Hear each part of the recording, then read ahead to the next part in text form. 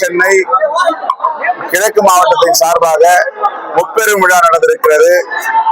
அடையாள அட்டை வழங்கும் விழா, இன்சூரன்ஸ் தோழர்களுக்கு வழங்கும் விழா, நியமன ஆடைகள் வழங்கும் விழா நடந்தது.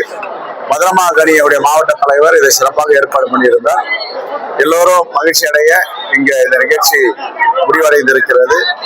எங்க வடசென்னையில சொத்துக்களை மீட்டெடுப்பதில் இன்னும் 2-3 நாட்களில் தீவிரமாக எல்லாவற்றையும் மாவட்ட தலைமையிடம் ஒப்படைக்க வேண்டும் என்று நாங்கள் இங்கே அறிவுறுத்தி இருக்கிறோம்.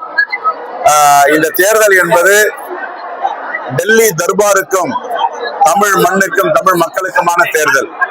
ஆகவே யார் என்ன கூட்டணி அமைத்தாலும் தமிழ்நாடு மக்கள் தீர்மானிப்பார்கள். தமிழ்நாடு மண்ணை பாதுகாக்க வேண்டும், தமிழ்நாட்டு மக்களை பாதுகாக்க வேண்டும் என்பதற்கான கூட்டணி தான் இந்தியா கூட்டணி, திராவிட முன்னேற்ற கழகத்தின் தலைமையில் இருக்கின்ற மதச்சார்பற்ற கூட்டணி.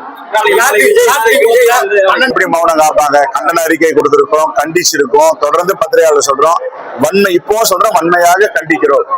இது போன்ற சம்பவங்கள் நடக்கக்கூடாது. காவல்துறை உடனுக்குடன் நடவடிக்கை எடுக்க வேண்டும்.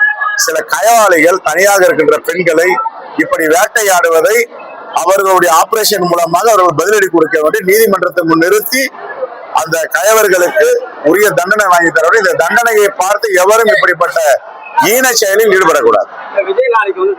ஃபர்ஸ்ட் மீச முளைக்கிட்ட அத்தைக்கு அப்புறம் பார்ப்போம்.